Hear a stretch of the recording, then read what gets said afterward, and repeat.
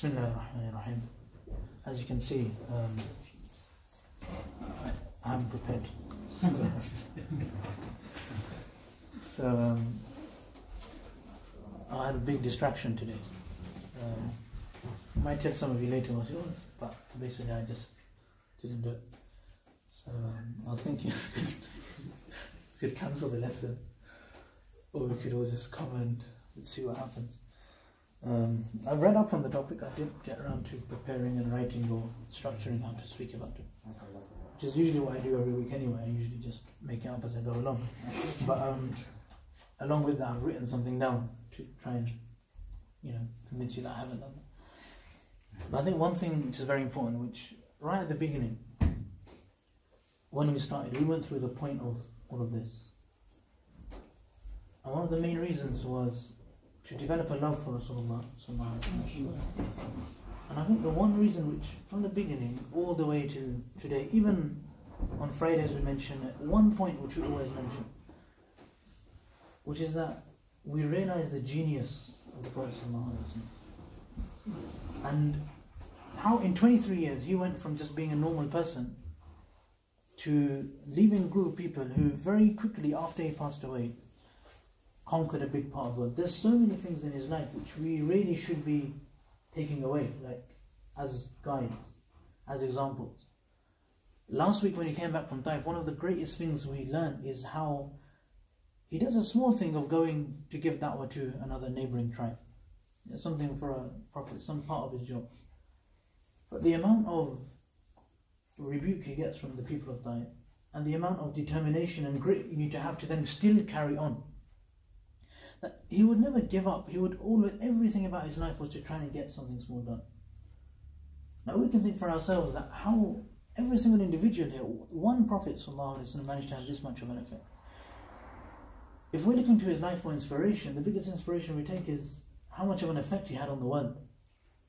He didn't just change himself, he changed the whole world. He changed everybody around him. He had a massive effect on them. So sometimes we forget how every single individual is so important and so special. How he made Sahaba, they weren't great in number, there were just a few of them, but he made them so amazing that every single one of them we used to look up to. He made a whole team of people who it wasn't just him who we look up to now. When we think of guiding stars in our lives, it's the whole group of Sahaba, it's every single one of them. In the same way we make up the Ummah as well, just like the Sahaba made up the Ummah of the Prophet ﷺ.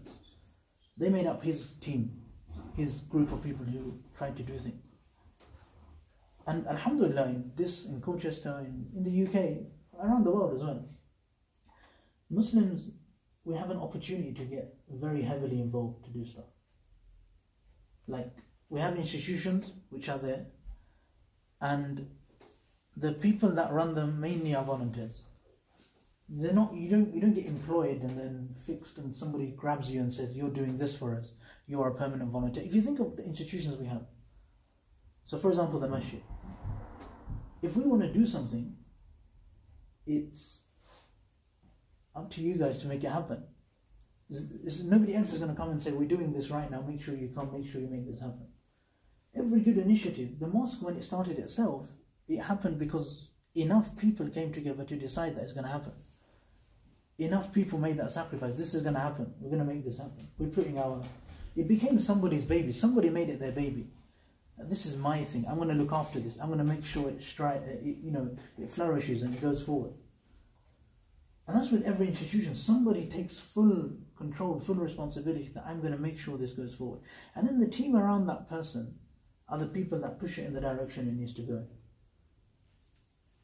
It's never just one person or a little group of people or 2 or 3 people who push organizations which essentially become the driving force of Islam. If the masjid has activities which people are enticed to, if masjid has things which people want to do going on inside, then people will want to go there. It will become something which will revitalize the locality. We will have events going on which people want to go to, which people are interested in. And we ourselves, as the people that come on a Wednesday, for example, we make up that small group of people who can actually go and say, I go to those and I think they're good. How many other people can do that? How many people would ever do that? how many people, we make up that small percentage who can actually show a passion for it if we love it enough ourselves. Because otherwise the majority of people, what kind of link will they have with the mosque? If we have the few people who come to the masjid, which is a, mashallah, very elite group of people who have that connection with the masjid, with the local scholars and the local people who come to the masjid, and essentially the angels of the masjid, they have that connection. So how do we pass that on? If we have a love for coming, how do we pass that on to somebody else? Because if we're not going to show a passion for it, if we're not going to try and get excited about it, try and look forward to it, like some people who come here, mashallah, I mean, they look forward to it more than I do. Like, they're like, wow, what's going to happen? What are you going to talk about next week? And wallahi, it's amazing. Like, I don't think I've ever thought of that before, that how much love we can have for knowing what happens in the life of the Prophet ﷺ. Even though many of us already know the stories, we already know what happened, we already know what he did. But that's just a reflection of our love that we can have, of how much we can really want to show this. And when we show that to somebody else, if somebody's talking to me over there, and there's a third or fourth person watching who's never come to the class before, what kind of effect does that have on him? And if nobody talks about it, if we have 10 people who all go to the class, but they never talk about it, it means it's pretty boring. In which case, we have to make it our own responsibility to try and dictate what happens. There's no fixed course. I didn't go on a course which just told me, what courses to deliver in the mosque. I studied Islam. Then what the people want is decided by what the people ask for. If we want things to happen, we've got to force it to happen. I'm really lazy. I've told everyone this before. So I do as the minimum I can, and I don't really want to do any more than that. But if I've got 5 people asking me continuously, why are you not doing this? Why are you so lazy? Why are you never reading, never telling us anything? Then obviously it's going to affect the way I deliver and the amount of effort I put in. If there's 5 people who want it, even if there's 2 or 3 people that want it, who are always pestering, why there's no books being taught in Arabic? Why are we not being taught anything about character? Why is there no tafsir of the Quran going on? Why is there no teachings about hadith? Whatever people's interested in. And there's actually one uncle, one of our 75-year-old uncles, who's always asking me. He's very, very interested in hadith. I think he's 76 now, one of our uncles. And he's always asking me about, different questions on hadith. And when this course on hadith, when can we come and learn more about hadith? So this is up to us as individuals to determine, we dictate what happens. And our passion for it, our questioning for it, our wanting it to happen shows the passion for it. And then when it happens, we'll be excited about it, and hopefully we'll then be able to talk about it and sell it to other people. And it starts with our own passion, with our own realization of how much value we have. How much, if the Prophet ﷺ came and in 23 years changed the face of the planet, then there was a lot of support there, a lot of help there from every one of his companions. They all held it up. The Prophet ﷺ says that the mu'mineen, they are like a building. يَشُدُّ بَعْضُهُ بَعْضًا. That one part of it supports the other part. The whole ummah, they support each other. If there was only one person here, it wouldn't feel as interesting as when there's how many other people there are here. It doesn't feel as interesting. Every individual presence here affects the environment that we have. It affects the life that we have. The amount of interest that we can generate. The amount of community feeling that we can have when we come here. Every single individual, if there was half the people here, would have half that feeling. And that's something which every one of us contributes to. And that's a massive contribution we make. If we hadn't come, there'd be a different feeling here today. Maybe I wouldn't be talking the way I'm talking if there's less people here. But this is something that, we learn for ourselves, that how every one of us, we contribute so much. Every comment that we make, everything that we say in front of someone else, the passion that we show for learning about Islam, the passion we show for the masjid, the passion we show for Islam and asking questions about it, and the passion we show simply for the feeling we get when we go to the masjid. That when I just went to the masjid and I felt really good. And we go and tell someone outside and he has no idea what you're talking about. He's going to want to go and find out what that really good feeling is. So every one of us, we have that ability of, and we all have a very unique sphere of influence. And not just a unique group of people who we influence, we also have a unique way which we influence that group. Some of us, when we're around, nobody swears in our vicinity. Many of us, we know, we walk into a room, everyone stops swearing. Some of us are like that. Some of us, people won't backbite in front of us. They know that this person here doesn't allow backbiting. Some of us have a negative effect. When we walk in, people start swearing more.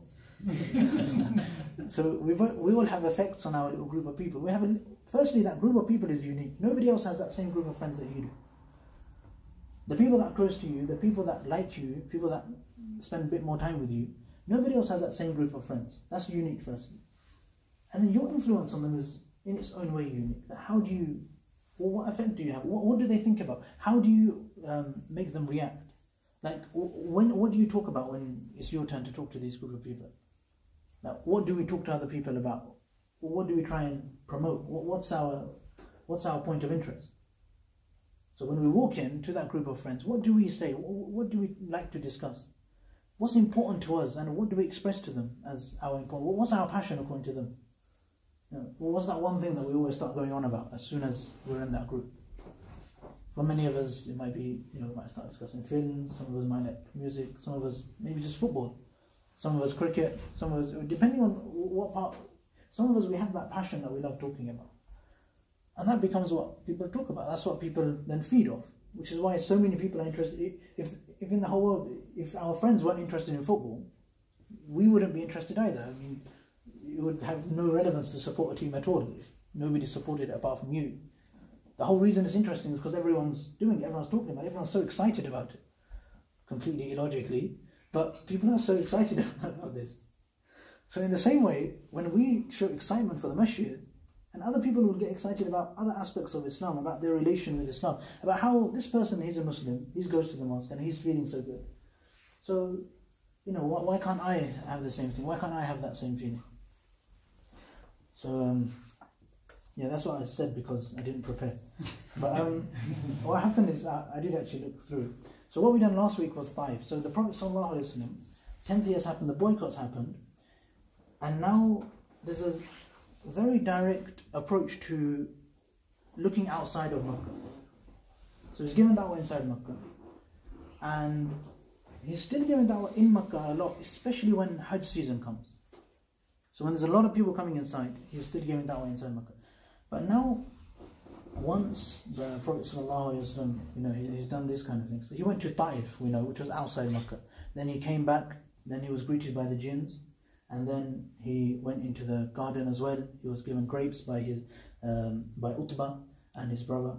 And then after that he came out, had a chat with the angel of the mountains, and then he got protection, came back into Makkah. So we're looking 10th year. Now the Prophet ﷺ, he starts giving da'wah to all of the tribes outside of Makkah. It's not just Makkah now.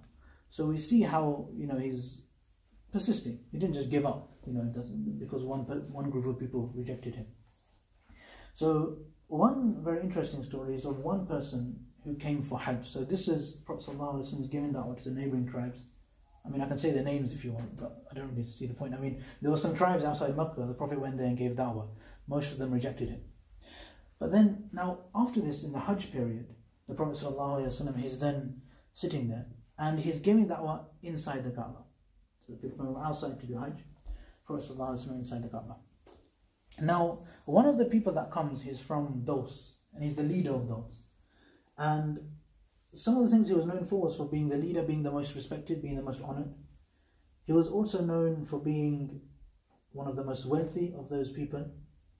And he was very respected, and he was also very generous. He would feed everyone, and he was respected for being a nice person as well.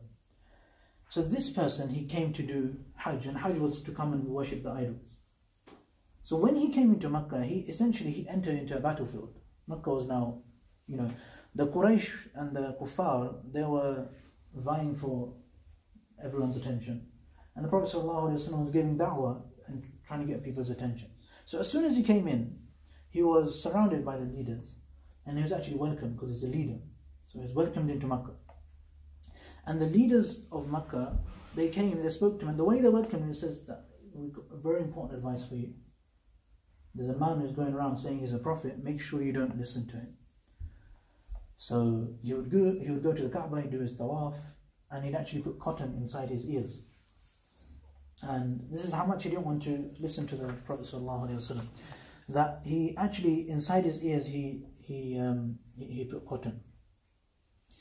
And, he was just doing this kind of thing. And then this person, he thought to himself, his name was Tufayl bin Amr. So he came from those, he was the leader. And he thought to himself that, I'm the leader of my tribe, I'm a very good poet, I'm very respected. I'm sure I can decide for myself whether this person is telling the truth or not. And some narrations say that he saw the Prophet ﷺ praying, and he was so mesmerized by the way that he was praying. He was so taken in that he himself started, feeling this attraction to this person, to that way of praying. It's like many of us may do as well. We see somebody who prays in a certain way, and we ourselves would feel that, how nice it would be if I could pray like that as well, if we could actually develop our concentration to that extent. So he saw the Prophet ﷺ, then took the cotton out of his ears and decided that I can decide for myself. I've got a brain. I've got my own brain. I don't need to be dictated to. So then he said that I'm going to listen to him. He went to the Prophet ﷺ, had a discussion, and the Prophet ﷺ recited to him some of the Quran, and he embraced Islam. So he embraced Islam. And let's not forget that he was the leader of his tribe. So he was actually a very great asset for the Prophet ﷺ, in a sense. So he stayed in Makkah for a bit. He learned about Islam. He learned about how to live his own life according to Islam. And then he told the Prophet ﷺ that I'm the leader of my tribe. So if I go back to my tribe, then I will be able to convert lots of them to Islam. So the Prophet ﷺ, he sent him back and he said, make sure you speak to them nicely and try and convert them to Islam. So he went back to his group of people, he gave da'wah. And before going back, he actually asked the Prophet ﷺ that give me an ayah, give me a sign. So when I go back to my people, they will believe me. Give me a sign from Allah. So the Prophet ﷺ, he made dua that Allah gives him a sign when he comes back, or when he goes back to his people, he should have a sign. So when he got back to his people, there was actually a light emanating from his forehead. So when he realized this, he thought that this is going to be, a problem. So instead of having it here, he made dua that sign is moved to somewhere else. So when he made this dua to Allah, then he moved that sign which he had onto his walking stick. So now he had a illuminated walking stick with a light coming out of it. So this was the sign which he had. He went back to his family, he went back to his father, he spoke to his father and said that I've converted to a new religion. Then he spoke to his wife, then he spoke to his children, and he told them all that I have converted to this new religion. And his whole family, they converted to Islam. But from his whole tribe, from his whole city, the only person who accepted Islam was Abu Hurairah radiallahu anhu. Nobody else embraced Islam, these people, from that group of people. Then after this, the Prophet ﷺ, he was still in Makkah at this time, and Tufayl came back to Makkah, and he spoke to the Prophet ﷺ, and he actually brought Abu Hurairah radiallahu anhu with him. So Abu Hurairah and Tufayl bin Amr al-Dawsi, they come to the Prophet ﷺ, and he complains that I've given da'wah to my people, but they're not listening to me. So Allah subhanahu wa ta'ala, he advised the Prophet ﷺ that to make dua for these people. So Abu Hurairah, when this complaint was being made, Tufayl and Abu Hurairah both thought that he's now going to pray for the destruction of these people, that these people are just not going to listen. But in fact, this is what was going on in their mind. But when the Prophet ﷺ, he done wudu, he prayed salah, and he made dua, obviously he made dua for their guidance. So he made dua that Allah guides them. Then Tufayl went back and he continued to make effort on his people. He continued to give da'wah to these people for many years. The Prophet, he says that Battle of Badr passed, the Battle of Uhud passed, the Battle of Khandaq, all of them passed. And then I came back to the Prophet ﷺ, and then I brought 80 families from the tribe of those who had all embraced Islam. So this is what he brought to the Prophet ﷺ. They all came to the Prophet ﷺ. Tufayl, he actually said that, make us a fixed portion of the army, and that we'll take the right flank. Just me and my tribe will take the right flank of the army. You can sort out the middle and the rear and the left, but we will sort out the right flank. And just this one tribe, one city, the 80 families would suffice for that whole part of the army whenever the Prophet ﷺ was engaging in military action. And this is one of the stories which we have, where this is the main story actually in this chapter. We have the story of Taif, and the other story which comes up here is Abu Dharr Ghifari, who we'd done before. So he came from Ghifar, he sent his brother to investigate, and he learned about Islam. He came to Makkah and he spoke to the people of Makkah, and he went to Ali radiallahu anhu's house. If you remember the story, remember. If you've forgotten, then I have to read it again. But he came to the Prophet ﷺ, he became Muslim and he was beaten and then he came back home as well. So it was him, and this story of Tufail bin Amr al-Dawsi, who came from his people, he embraced Islam, and then he brought 80 people from his city. And then going to Taif was another thing. And then after this we noticed that this da'wah which the Prophet was given outside of Makkah, although a lot of it was being ignored and nobody was following him, there was obviously we start hearing news about people in Medina, being very soft towards Islam and being interested in Islam. So this is when this, the Prophet ﷺ doesn't get support from Medina and go immediately. It actually takes a while they build their relationship and they pledge their allegiance. It's not something which happened overnight. The people of Medina came where Muslims come. It's something they thought about. They really thought through that, and the ties which they had with the people of Medina, they were properly established. So when the Prophet ﷺ came, he was able to actually do what he needed to do. So we'll move on to that inshallah from next week. Hopefully we'll prepare. So just before we finish, inshallah, just to remind everyone, inshallah, we'll have tea afterwards as well, inshallah. So if brothers have the time, if we get a chance, we'll just stay behind. Also, that's another opportunity to discuss, to talk, maybe just discuss what we think is a good idea. Or just speak to each other, find out everyone else's names as well, inshallah. So that's going to happen. So everybody's requesting as well. If you Sent Abu Hurairah, what is it? Is it the same guy that wrote like 5,000 hadith? Yeah. That's that guy, yeah? Yeah. If you didn't write them, you narrated. You narrated them, sorry.